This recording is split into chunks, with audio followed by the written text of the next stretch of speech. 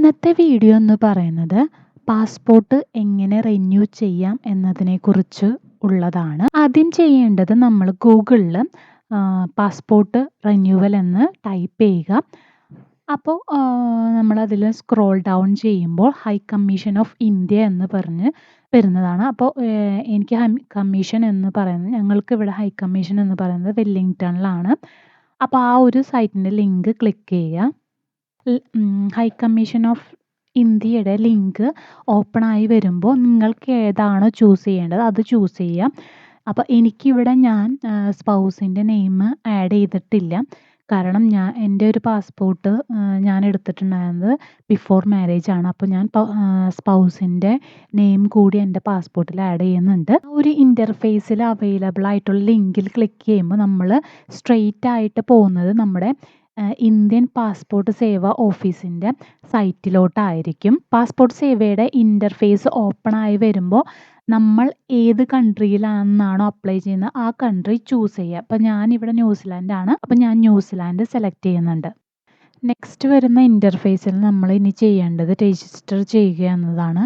Register ചെയ്യുക എന്നതുകൊണ്ട് ഉദ്ദേശിക്കുന്നത് നമ്മുടെ ഡീറ്റെയിൽസ് ഫില്ല് ചെയ്ത് കൊടുക്കുക എന്നുള്ളതാണ് കേട്ടോ.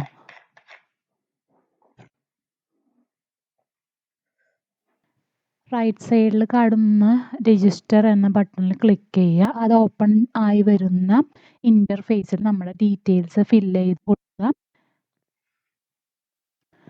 ഫസ്റ്റ് കാണുന്ന കോളം എന്ന് പറയുന്നത് എംബസി എന്നുള്ളതിനുള്ളതാണ്.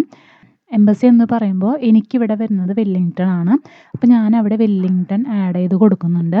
നെക്സ്റ്റ് വരുന്നത് എന്ന് പറയുന്നത് നമ്മളുടെ പേഴ്സണൽ ഡീറ്റെയിൽസ് ആണ്. അതായത് നമ്മളുടെ name, surname, date of birth, അതുപോലെ തന്നെ ഇമെയിൽ അഡ്രസ്സ്, ലോഗിൻ ID എന്നിവയുള്ള ഡീറ്റെയിൽസ് നമ്മൾ രജിസ്റ്റർ ചെയ്ത് കൊടുക്കാം.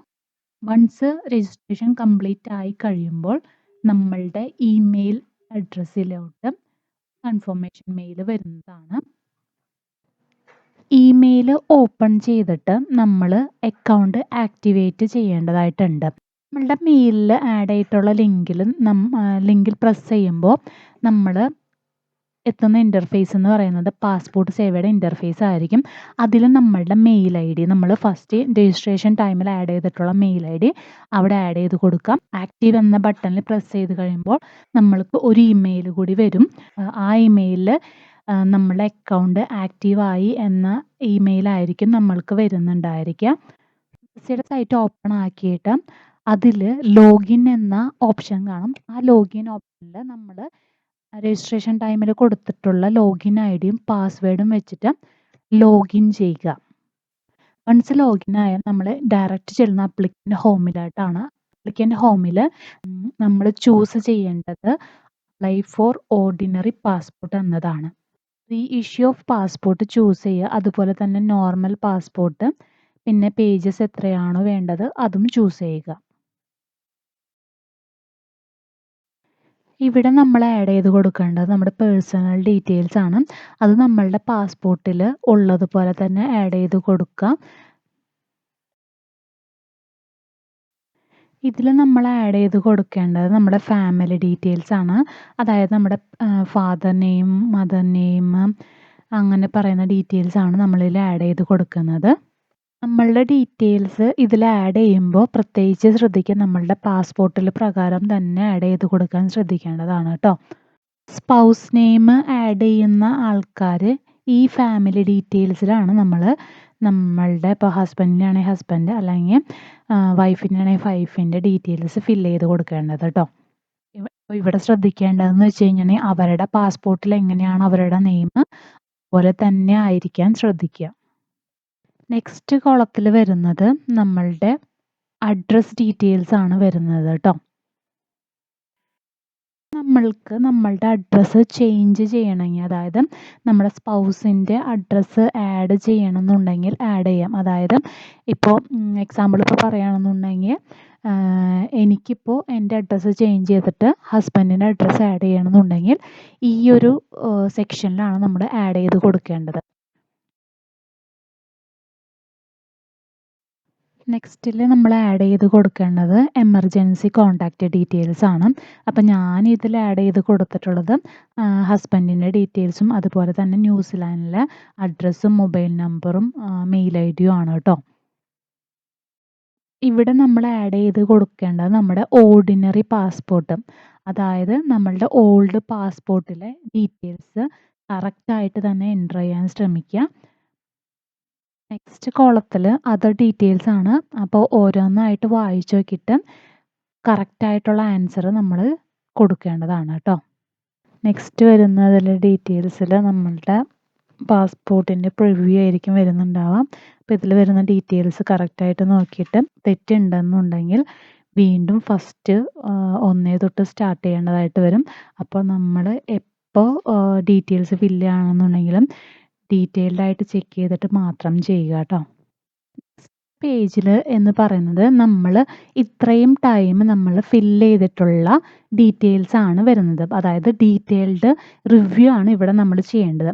ഇതിൽ എല്ലാ ഡീറ്റെയിൽസും ഓക്കെ ആണെന്നുണ്ടെങ്കിൽ ലാസ്റ്റ് അതിന് എൻഡിലായിട്ട് നമ്മളുടെ സ്ഥലവും അതുപോലെ തന്നെ ഡേറ്റും എൻ്റർ ചെയ്തിട്ട് സബ്മിറ്റ് കൊടുക്കുക.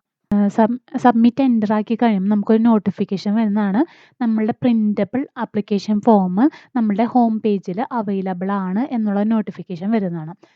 എന്നിട്ട് നമ്മുടെ ഹോം പേജിൽ പോയിട്ട് നമ്മൾ ആ ഒരു പ്രിൻ്റബിൾ ഫോം നമ്മൾ ഡൗൺലോഡ് ചെയ്തെടുത്ത് പ്രിൻ്റ് ചെയ്യേണ്ടതാണ്. ഇവിടെ നിങ്ങൾക്ക് കാണാം 2 വട്ടമായിട്ട് എൻ്റെ ആപ്ലിക്കേഷൻ ഫോം പോയേക്കണത്. ഞാൻ എൻ്റർ ചെയ്ത ഡീറ്റെയിൽസ് വ്യത്യാസം വന്നിരുന്നു. അതുകൊണ്ട് തന്നെ ഞാൻ A to Z വീണ്ടും ചെയ്യേണ്ടതായിട്ട് വന്നിരുന്നു.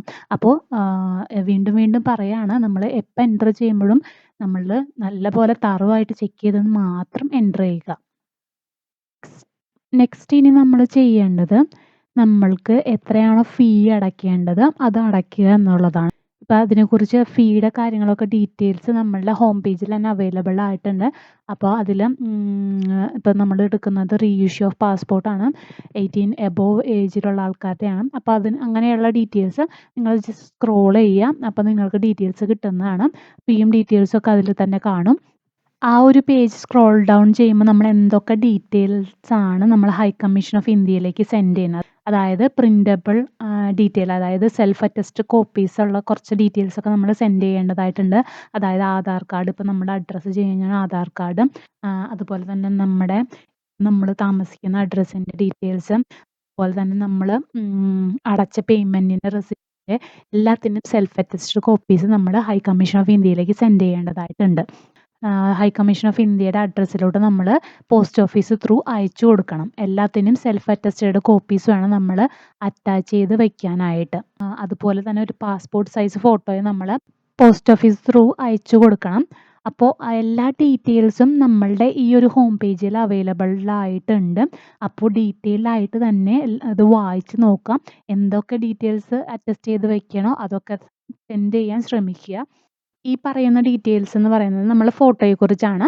നമ്മൾ ഫോട്ടോ സെൻഡ് ചെയ്യേണ്ടതായിട്ട് വരുന്നുണ്ട് ഹൈ കമ്മീഷൻ ഓഫ് ഇന്ത്യയിലേക്ക്.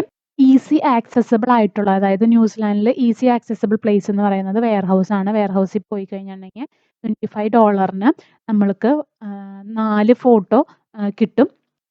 നമ്മൾ ചെയ്യേണ്ടത് പേയ്മെൻറ്റ് നടത്തുക എന്നുള്ളതാണ്. അപ്പോൾ ഞാൻ എങ്ങനെയാണ് നമ്മൾ പേയ്മെൻറ്റ് ചെയ്യുക എന്നുള്ളത് കൂടി ഇതിൽ കാണിച്ചു തരാം. അപ്പോൾ നമ്മൾ ചെയ്യേണ്ടത് ആദ്യം നമ്മളുടെ അക്കൗണ്ട് ലോഗിൻ ചെയ്യുക. ഞാനിവിടെ ചെയ്യുന്നത് ലാപ്ടോപ്പിലാണ്. എനിക്ക് തോന്നുന്നു ഫോണിലും ആപ്പ് ത്രൂ ചെയ്യാവുന്നതാണ്. ലോഗിൻ ചെയ്തതിന് ശേഷം മേക്ക് എ പേയ്മെൻറ്റ് എന്നതിൽ പോയതിന് ശേഷം അതിൽ നമ്മൾ ചെയ്യേണ്ടത് ബിൽ പേയ്മെൻറ്റിൽ നമ്മൾക്ക് അവിടെ ഹൈ കമ്മീഷൻ ഓഫ് ഇന്ത്യ എന്ന് പറഞ്ഞ് ടൈപ്പ് ചെയ്തിട്ട് സെർച്ച് കൊടുക്കുക. ഇവിടെ high commission of India Wellington എന്ന് പറഞ്ഞ് വന്നിട്ടുണ്ട്. അതിൽ ക്ലിക്ക് ചെയ്യുക. ഇവിടെ കുറച്ച് ഡീറ്റെയിൽസ് ഫില്ല് ചെയ്യേണ്ടതായിട്ടുണ്ട്. ഫയൽ നമ്പർ, അതുപോലെ തന്നെ നെയിം, സർനെയിം, അതുപോലെ തന്നെ നമ്മൾ എന്തിനാണ് പർപ്പസ് എന്നിവ ഡീറ്റെയിൽസ് ഇതിൽ ഫില്ല് ചെയ്തിട്ട് സേവ് ചെയ്യുക. ഇവിടെ ഇപ്പം ന്യൂ പേയി ഡീറ്റെയിൽസ് ആഡ് ആയിട്ടുണ്ട്. ഇനി നമ്മൾ പേയ്മെൻറ്റ് ചെയ്യണം കേട്ടോ. പേയ്മെൻറ്റ് സക്സസ് ആയി കഴിഞ്ഞിട്ടുണ്ടെങ്കിൽ അതിൻ്റെ ഒരു പ്രിൻ്റ് നമ്മൾ എടുത്ത് ഇതും സെൽഫ് അറ്റസ്റ്റ് ചെയ്തിട്ട് നമ്മൾ ഹൈ കമ്മീഷൻ ഓഫ് ഇന്ത്യയിലേക്ക് അയച്ചു കൊടുക്കണം.